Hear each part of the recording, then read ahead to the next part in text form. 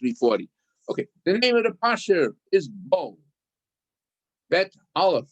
So an easy way to remember how many plagues are in this Parsha. You take the numerical value of Bo. How much is Bet? 2, and Aleph? 1, 3. So the numerical value of Bo is 3. And in this week's Parsha, there are 3 plagues, the last 3 plagues. And the first, it's now the 8th plague, right? 8th, 9th, 10th, yeah, the 8th plague. And the 8th plague is Arbeh, locusts. So every plague that came was acting as a punishment for what the Egyptians did. What did the Egyptians do that they should have a plague of locusts? And indeed, the Midrash is the following. First of all, it poses that question. Why did God punish the Egyptians with locusts? And the answer they give, because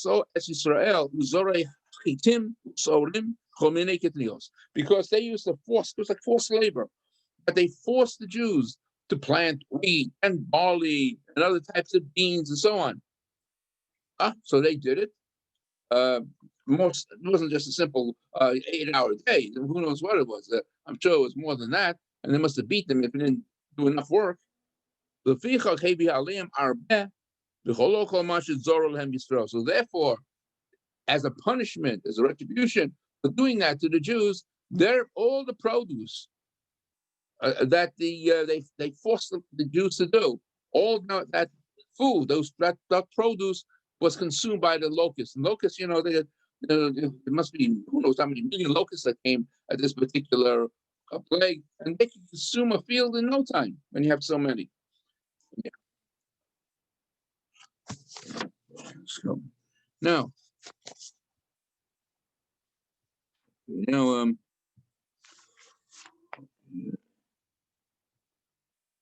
let's go to the last one, which we all know is the slaying of the firstborn. Okay. And if you have your Chumashim, it's in chapter 11, verse 4.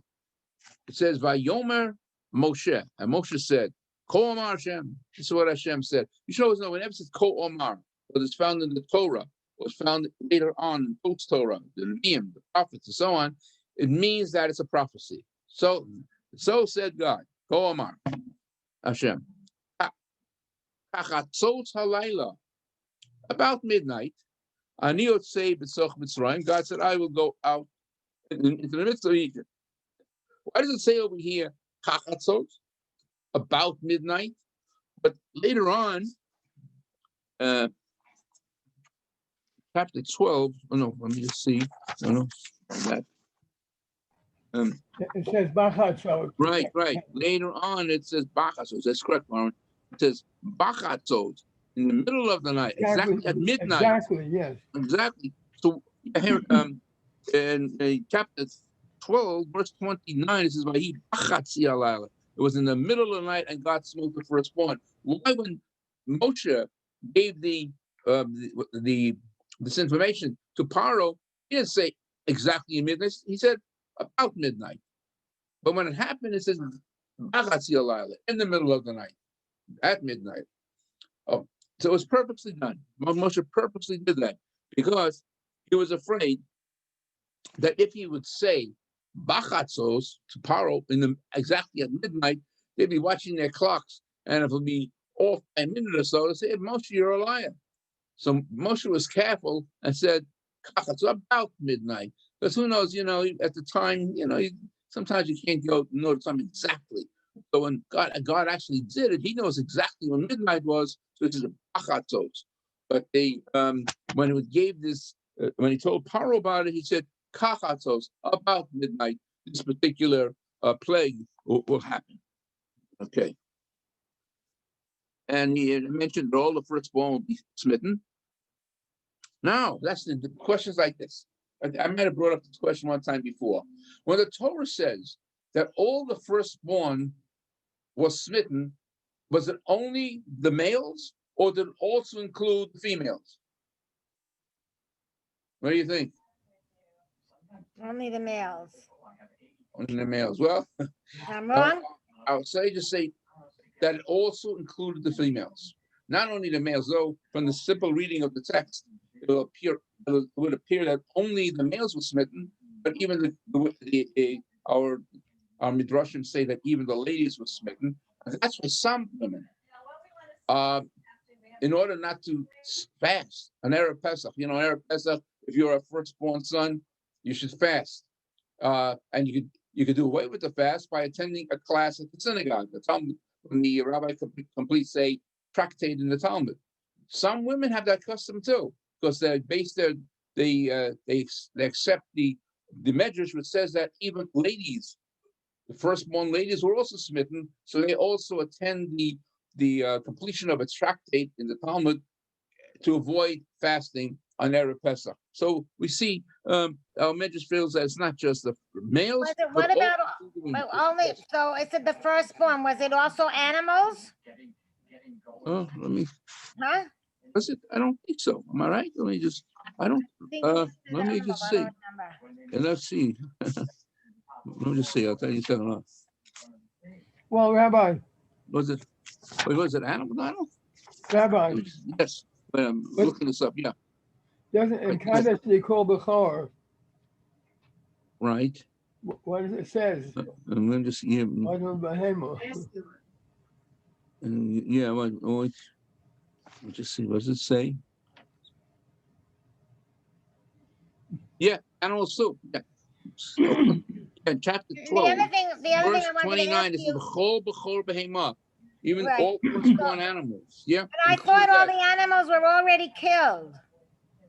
Oh no. He asked that question because it said over there by Borod, you're talking about when the hail came, it would, if they left their animals outside, it would kill their animals. So, but there were some God-fearing people, or they saw that there were so many plagues that happened. As Moshe said, they took their animals and put it into the barn, or whatever they put their animals, and that protected them. And that's why they still had horses later on when they pursued the Jews to the Sea of Reeds. Where'd they get the horses from? The animals died. I asked myself that question the other day. So the answer is those people who had some sort of fear of God placed their animals inside. So they had animals still remain, even though the pestilence killed all animals, except those that were in the barn. But over here, only the firstborn animals were killed. So they still had some horses left that Paro used for his chariots. They were Pharaoh's horses that went with that brought the chariots. So that Pharaoh hid the horses, knowing that the plague was coming. Otherwise, how would the horses be saved? Well, that's what I'm saying. Not only Paro, some God-fearing people put their animals into the barn, and during the plague of pestilence or the hail, did not kill their animals. So therefore, they were left with some animals. I'm saying that the chariots with all the soldiers that followed the Jews into the Red Sea, those were Pharaoh's armies. Right, that's correct. So those were Pharaoh's horses and chariots. Yeah, so how come they were there? Shouldn't they have died during the pestilence? Unless Pharaoh hid them. No, that's what I'm saying. If they were put in the barn, if they put inside, they were not affected. So that's how we still had the animals. It's strange that Pharaoh would have hid the horses. Yeah, he did. He must have put it. There must have been in some stables, whatever they had in those days. And even personal animals. Yes, that's. So if anybody, if they left it outside, the animals would have been killed. But they put it inside; they were safe. That's how they had animals to pursue Bnei Yisrael with the chariots. And over here, only the firstborn animals were killed. So they had some left. All right. Why does it say that? What? Why is it? How come it's before in the masculine? It's not the Midrash brings it down. Remember, it uses the masculine, but also includes, according to the Midrash, females too, the firstborn females. Right, that's what it says. It doesn't say that. Simple reading of the Torah, it appears only the male animals were killed. Okay. Okay.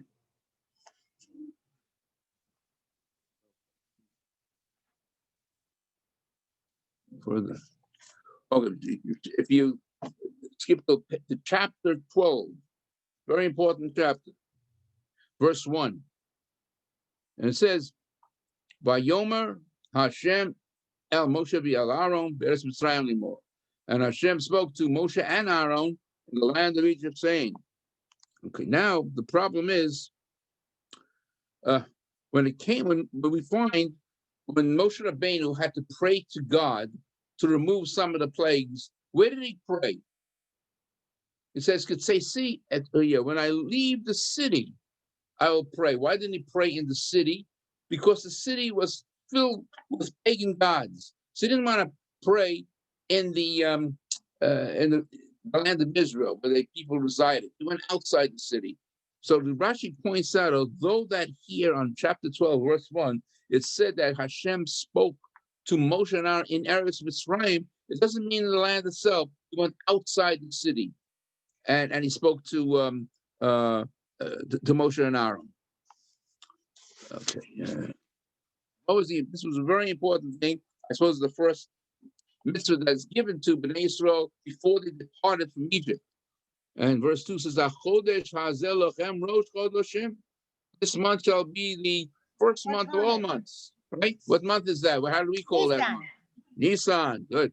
Like I mentioned many times, from the Torah, there's no names for months. The names were the numbers. The first month of the year, that's Nisan. Okay. This month shall be Rosh Chodeshim, Rishon Hu Lachem L'Chodshei HaShana. Nisan shall be the first month of all the months, because you have to remember, it was in the month of Nisan that the birth of our nation took place. Before then, we were just people of descending from Abraham, Yitzchak, Yaakov. But once we had 600,000 people, that establishes a nation. And oh yes, so then the question is also, why is that the first mitzvah that God gave us when we were established as a nation? Why was that particular mitzvah chosen? Any suggestions? Based on the calendar, we determine our whole life for the whole year. Yeah, but why was that mitzvah chosen? No, as the because first mitzvah. Yeah. What do you want to say? as slaves, all of their time was prescribed to them. They had no freedom. Right. Now they're going to be free from slavery. Correct. They have to keep track of time. Right. So they That's know where right. they're at. Alan, you're right. As a slave, they weren't in control of their time. They couldn't tell the Pharaoh, oh, we only want to work from 9 to 5, and after 5 we want to go home. No such a thing. Or we're only working 6 days a week, or whatever it may be. But you said for the last 6 months they didn't even work. Oh yeah. Well, anyway, you're right. That's also it's not me. The Gemara says that Rosh Hashanah, before they left, they did work, but they were paid. They were paid. Yeah, at that time. But we're talking about when they were slaves. The slaves for over 210 years according to tradition. So basically, most of the time when they stayed in Egypt, they were enslaved, and they didn't have excuse me, and they didn't have control of their own time. But now that they're being emancipated, they're in control of their time. But you're right. The Gemara does point out that the Rosh Hashanah, before they left, if they did work for the Egyptians, they were salaried. That's what it says. That's a Gemara. But from And they had Shabbos off. Excuse me? They had Shabbos off. That's another. Yeah. That's another midrash. The Paro was complaining at the end of the book, at the end of the Parshat Shemos. He said, "Nirpim atem nirpim." You know they want to go out because they're lazy. Nirpim atem. You're very lazy. So Moshe Rabbeinu said, not that they're lazy. You don't give them a day off. If you give them a day off, they'd work better. And for some reason, Paro actually listened to Moshe Rabbeinu, and he gave them a day off, which became Shabbat. So we see that at least for the end of their stay in Egypt, they were able to observe Shabbat. They did not, well, I don't know to the extent that how much they did on Shabbat, but they did work as slaves on on Shabbat. So that contradicts something what you said, because Yeah. since Rosh Hashanah, they already had something. They knew what Shabbat Yeah. was, and Aaron, we find a lot of times like that, there are difference of opinion to the measures that contradict one another. okay. You're right. Going to one measure says there was salary for the Rosh Hashanah before till now. Another say that was not true. You know, they just Okay. That happens many times. Good. But anyway, either way, the first thing is it was granted to them the mitzvah of Rosh Chodesh to show that they have control over their own time and they could designate the new month and so on. That was very important. So Rosh Chodesh was given over as the first mitzvah before they departed from Egypt. Okay. Now, if you look and by the way, the standard cycle that we have in the Jewish calendar, it's a 19-year cycle, and within that 19-year cycle, there are 7 leap years, and it's a very complicated thing how they did this. But Hillel II went ahead and formulated all the rules and regulations until Mashiach will come. Because now we have a set calendar, but when Mashiach will come, we go back to this mitzvah also, that you have to recite. You have to, two people, at least 2 people has to see the new moon, and then the debate or the Sanhedrin will declare it Rosh Chodesh. See, so that's something we don't have today. We have a standard calendar, and Mashiach will come. The mitzvah of citing the new moon will be reinstated. I read an article that the Rosh Chodesh, they gave us Rosh Chodesh, so we would be in control of our own, knowing all of the holidays going forward. Because basically the holidays are how we decide how they are and what days. That's exactly what it's all about here. If once you know Rosh Chodesh, if I know the first day, when is Nisan? When is the first day of Nisan? Right away, I count to the 15th day. I know that's Pesach. Once I know Rosh Chodesh. But nowadays we have a standardized calendar, so we know when the holidays are. But you weren't certain during the time of the Beit HaMikdash when it was when you had to cite the new moon. Wasn't certain, because the moon is not just 29 days, and automatically the 30th day is the next month. It's 29 and a half and some fraction, so it's not exactly. So you have to cite the new moon, and sometimes that's why in the Jewish calendar, some months are 29 days and some months are 30 days. Okay, but now we have a standardized calendar. We know in each how many days are each month. No. Okay, so although in the Torah itself over here, it doesn't give us tell us much exactly how you have to see the moon, how much of the moon. Most you don't know exactly, but now that we have a standardized calendar, automatically we know when Rosh Chodesh is. Okay, verse 3. Dabru el kol adas Yisrael, speak to the congregation of Israel, and it says on the 10th day of this month, meaning the 10th day of Nisan. Boys, each one to take a lamb per house. Now, they took it on the 10th day. And when did they slaughter the Passover? This is for Passover. When did they slaughter the Passover lamb? Yeah. How many days is that? 4. That's only the mitzvah. This taking of the 10th day was only limited to what they call Pesach Mitzrayim, the Passover celebrated in Egypt. Mm-hmm. After that, you never had to take it the 10th day. As long as you took it by the eve, the 14th day of Pesach, they'd be able to slaughter it on the eve of Passover. But but this is a special mitzvah from the 10th until the 5th, they slaughtered the 14th day. How many days was that? 4. But we learned a halacha, and this was done in the Holy Temple. But by the way, why did they have to take it 4 days? 4 days beforehand. What were they doing during that 4 days? Seeing if it had any blemishes. Right. They had to check it for blemishes. Because sometimes when you take an animal, you don't see it right away. Sometimes it develops a little later. From there, we learn in the Beit HaMikdash, they used to have animals, and they used to check it for any blemish 4 days before.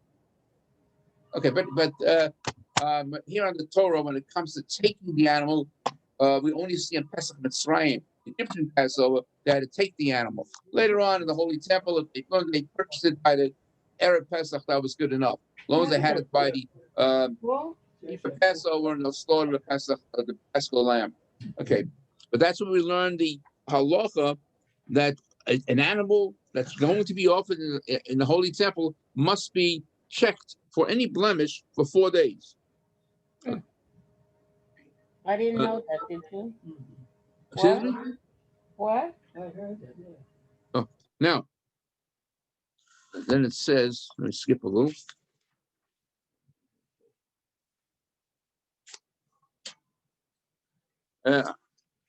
Now, it says, I will go to 5, verse 5, chapter 12, verse 5. Says, it has to be an animal, or a lamb, or sheep, without blemish, and it has to be a male within 1 year. From the sheep or from the goats, you shall take. Okay, so we're talking about a 1 year old within 1 year. It can't be more than 1 year. Now, I said, why? Why can't it be a little older? I mean, it has to be within 1 year. But you will see, this is a morale. I might have mentioned this to you, but we see that a lot of ones that pertain to the Paschal, well, the Pesach Mitzrayim, the animal had to be within 1 year. What other one do you know? Where else is the number one appear?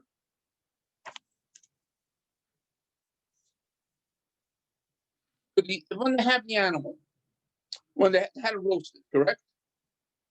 Let's say it could be a partnership. Let's say 2 people are bringing this one animal as a Paschal lamb. Could they cut the animal after the animal is slaughtered? Can they go ahead and cut the animal in half and say give one person one part of the animal and the other part to another person?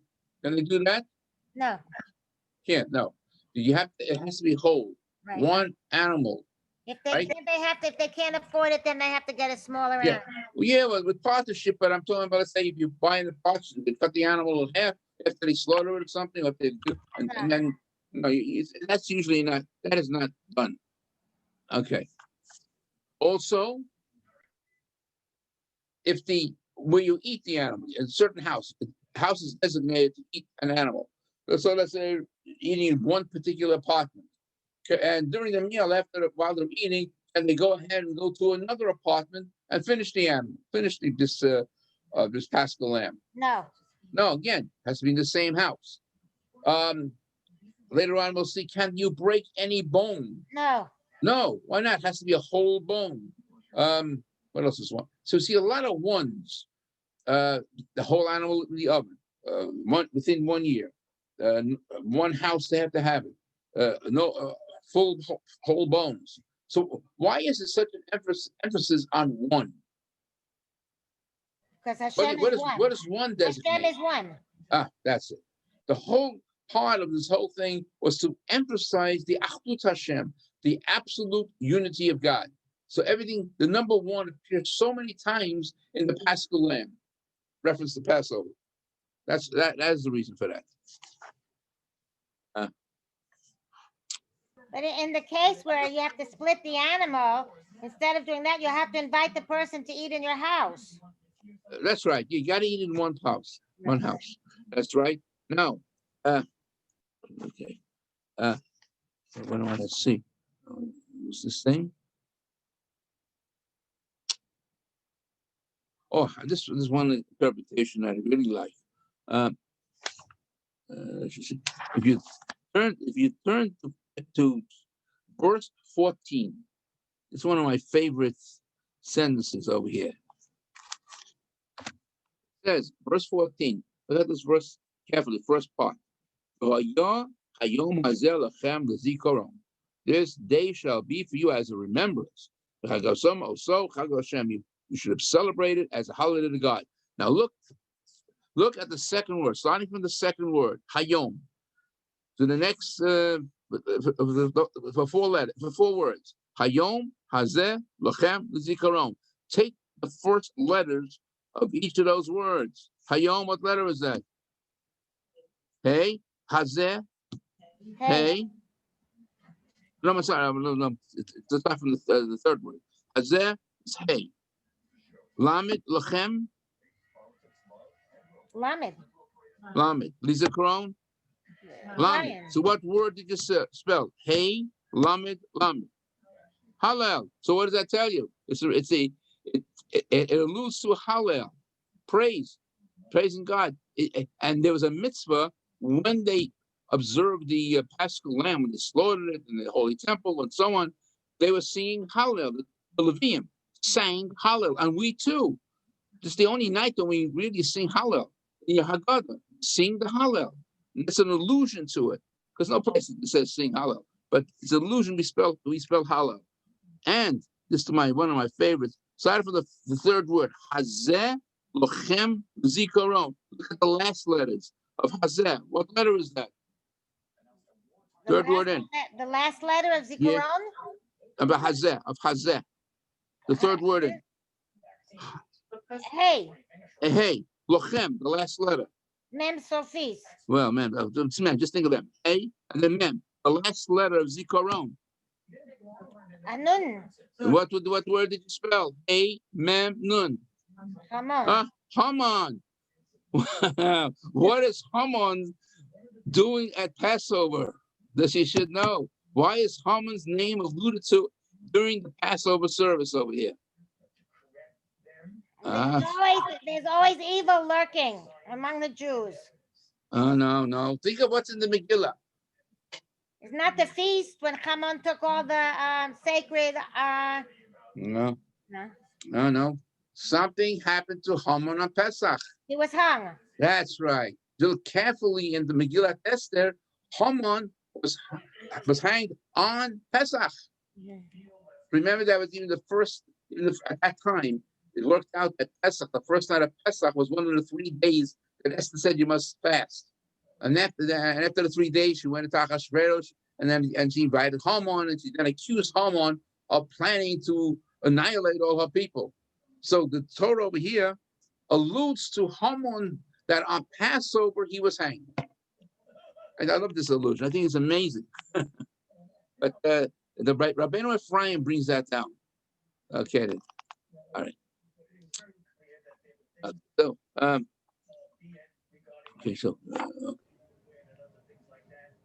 you see it.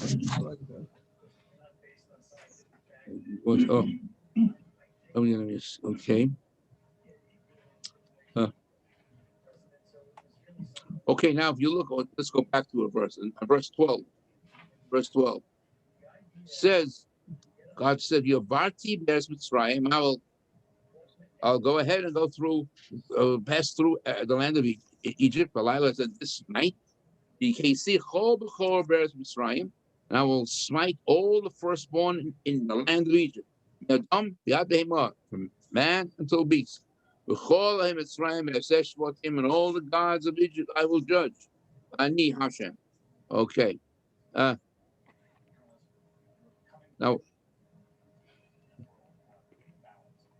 Now, according to Rashi, it says over here, I will smite all firstborn. Whenever we see the word kol, all, it always comes to include something that is not explicitly written in the Torah. So Rashi says the following: Kol b'chol b'Mitzrayim, all the firstborn in Egypt. Af b'choros achirim b'hem Mitzrayim.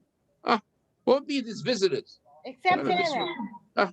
Yeah, that if there was visitors who were firstborn, even though they were not Egyptians, they could come from various other countries. They were also smitten.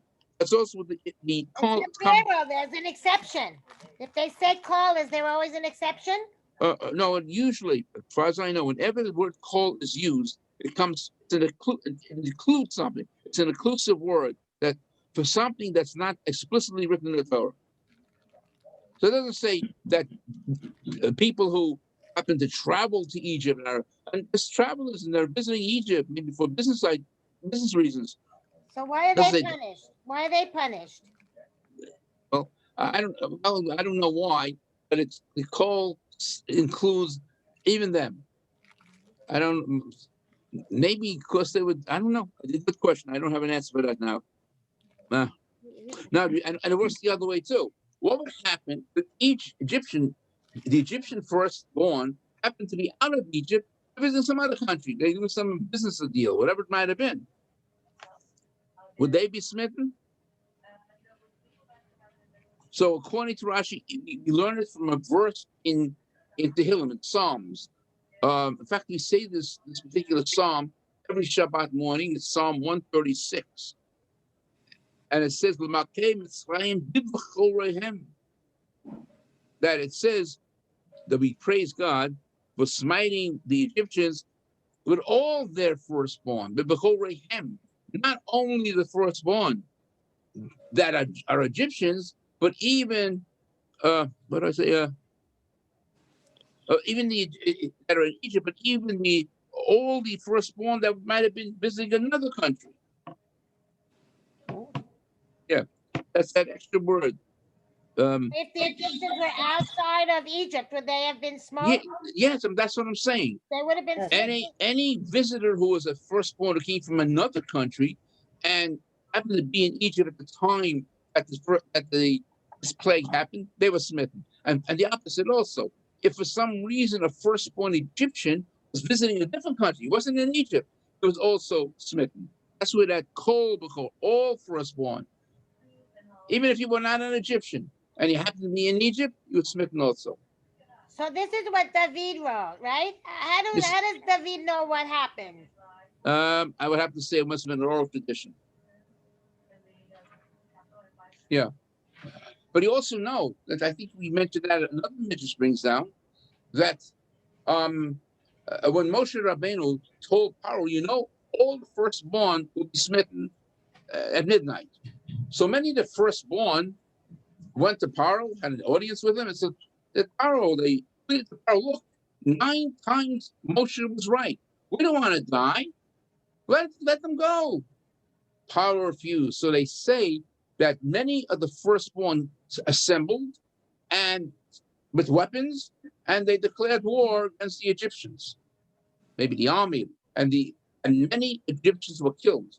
Firstborn and also firstborn Egyptians were killed, and that's another interpretation. And when we say it in Tehillim, it says, that many Egyptians were killed by their own firstborn. Because of who knows how many Egyptians might have been smitten, not only firstborn, but Egyptians from the Egyptian army. And that's also alluded to in that verse, the Makeh Mitzrayim, by their own firstborn, a lot of the Egyptians were smitten. There's a whole on what do you call it? Psalm 136, I think. Yeah, 136. You have like 26 things that you end that every sentence ends up Kili Olam Chasto. God's kindness endures forever, and that's where it says that. So you see, it's not so simple what the Torah just says. There's a lot of other things that are going on that we had through tradition.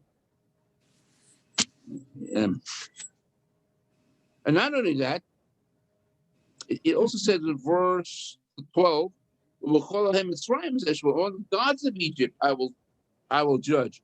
But what happened to the gods of Egypt? These pagan gods, what happened to them?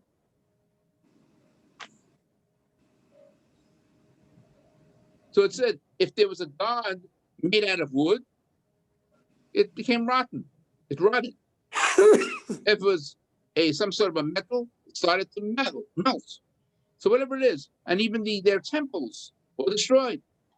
So we see it was not just the firstborn smitten, but also the firstborn Egyptians were smitten, but not only them, but their gods and their temples. Now, why was that done? To show it was it wasn't just a punishment for the Egyptians, but rather to show that God controls it all, and try to tell them in a particular way that paganism has no place, and only God is the only one. But they obviously did not get the message. But that was the point that God wanted to show them. If he's going to destroy the temple, excuse me?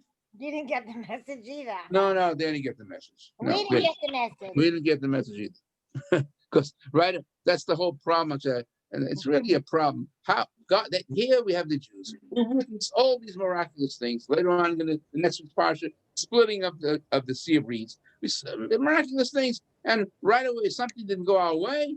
We're worshiping the golden calf. Okay, we'll get to that later. It's not an easy thing. It's very hard to understand what's going on. It could be that maybe they had a slave mentality, and if a thing just didn't go their way, Moshe Rabbeinu didn't come down Mount Sinai, right away they're running to worship a golden calf. Although some say they're making the golden calf as a medium to get to God. But whatever it was certainly the worst sin that our people committed after they experienced all these wonders and miraculous things that God did before he took us out of Egypt. So all the Jews that stayed in Egypt, their firstborns died? Again, all the Jews that No, I don't hear because what the- only like 1/5 left, right? The others But stayed yeah, there. that's another thing. There were many Jews who wanted to remain in Egypt. They wanted to assimilate. So we're told that But during they died in the darkness. during the Choshech, All of them mentioned- died? during the darkness, those Jews who wanted to assimilate and wanted to remain in Egypt but were killed. Mhm. That's what it says. It doesn't say again. It doesn't say explicitly in the Torah that. Only talks about the Egyptians dying during the darkness. But again, from our Masorah, from our tradition, that's why I mentioned it many times. We cannot understand the Torah without the oral tradition. And a lot of these things are not written down. It's not written down in Midrashim or in the Talmud. That's what it says. During the darkness, our people who wanted to assimilate also died. And it was done during darkness because why did they die during the darkness? Our people. They wanted to see that our God was killing them. All right. In order not to embarrass us, that the Egyptians should not realize that our people died. Yeah. Now let's go further.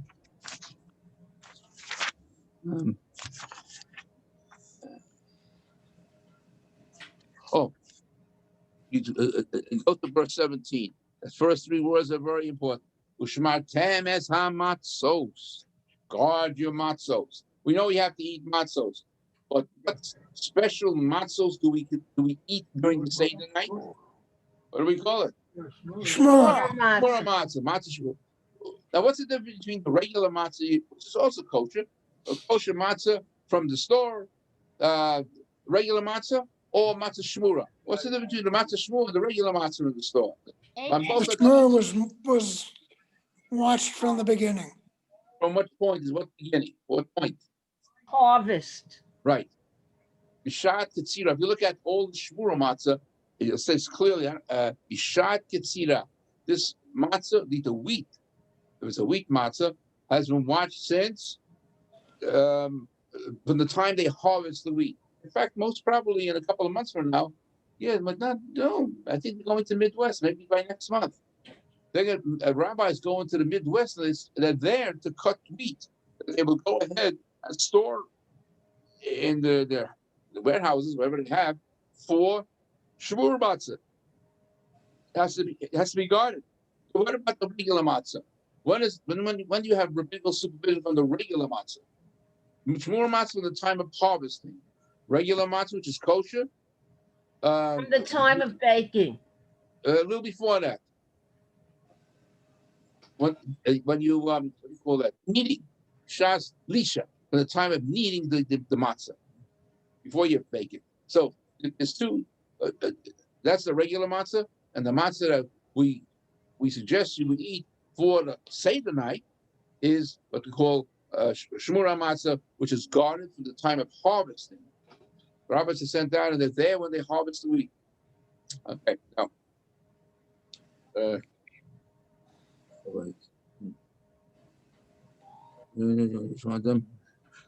there's a play on words. If you look at the word ushmata as hamatzos, if it's not dotted, you can read hamatzos a little different way, or it'd be another way of reading the word hamatzos. Who said it? Mitzvos. what? So if I read it that way, it says watch the mitzvos. So rabbis have an interesting interpretation that just like matzah, even when it was a shmura matzah or any matzah, it has to be watched to see that it doesn't become chametz then. You know, I think the way they make the matzah, you do it within 18 minutes. So the time of what do you call it, the kneading until baking doesn't take more than 18 minutes. Some do it in 17 minutes. Just like the quick to bake matzah, that it should not become chametz. Likewise, mitzvot, which has the same word, same letters, it should say, when you have a chance to do a mitzvah, don't make a chametz stick. Do a mitzvah with alacrity right away. Don't say, do it later. Because you never know. Sometimes you can say, I'm going to do that mitzvah later. You lose the mitzvah. Somebody else did it. So that's yes, what? In the Beis HaMikdash, did they have to use shmura matzah or just regular matzah? I think most probably the matzahs they used was for the time of harvest. I would assume that. But but I should say, if for some reason you cannot purchase matzah from the time of harvest, you can use post-facto the matzah from the time of eating the dough. It can be okay. But again, post-facto. Oh, and also when it comes to the shmur, you don't have to eat it if you don't want to. You don't have to eat it the full 8 days. But definitely it should be at least the first 2 nights at the Seder night. And the rest of the Passover, you want to read regular kosher matzah for Passover, fine. It doesn't have to be matzah shmura. That's again the advice that we give everyone is at least for the Seder nights have matzah shmura. And by the way, it doesn't matter if it's hand shmura or we have machine shmura. Some people like the hand, some people like the machine, but they're all the same. What else do we have here? Oh yeah, this one. I want to include one more thing. I always said, if you want to have a bread during Passover, you have to have matzah. But when is the requirement that you must eat matzah? That you're obligated to eat the matzah? The The first night. first day. First Right, the night. thing is, you're right. And how do you know that? Look in verse 18. It says, Borishon in the first month. That's what Rosh mean over here. On the 14th day, Lachodesh of the month, but in that evening, the evening of the night of Passover, Tochlu Matzos. That you have to eat matzah. But they learned from the Erev Tochlu Matzos. In the evening, you must have matzah. All the other times, the rest of the days, you could have, if you want to have a break, you have to have a matzah. But if you don't eat matzah for the rest of the days, you don't have to. It's not obligatory. I can eat shmura matzah forever. Okay, I like it too. Okay, I think. All right, we'll stop over here. So, I have an announcement. what's your announcement? Yeah. I had to go to Columbia Presbyterian today. Yeah. And so right next to Columbia Presbyterian, there's the Armory. Right. And I walked in there and I said, can you give me the vaccination? And they gave it to me. And you had no appointments? No, But how did you know to go there? I was there anyway, so I walked in. And that's the one in Washington Heights on 168th Street? Yeah. Good to know. They're open from 6 o'clock in the morning till 10 o'clock at night. And they really have the vaccine and they're not going to run out of it by My tomorrow? arm hurts me now, so Okay. they have it. They said so far. Okay, that's good.